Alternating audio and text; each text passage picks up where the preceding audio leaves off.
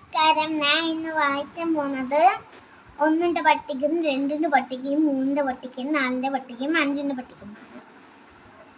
1 1 1 2 1 2 3 1 3 4 1 4 5 1 5 6 1 6 7 1 7 8 1 8 9 1 9 10 1 10 1 1 2 2 2 2 4 3 2 6 4 2 8 5 2 10 6 2 12 7 2 14 8 2 16 9 2 18 10 2 20 1 3 3 2 3 6 3 9 4 3 12 5 3 15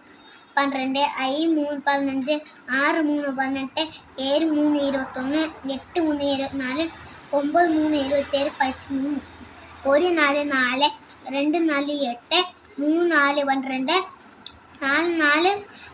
16 5 4 20 6 4 24 7 4 28 8 4 32 9 4 36 10 4 40 1 5 5 2 5 10 3 5 15 4 5 20 5 25 6 5 30 7 5 35 8 5 40 9 5 45 10 5 55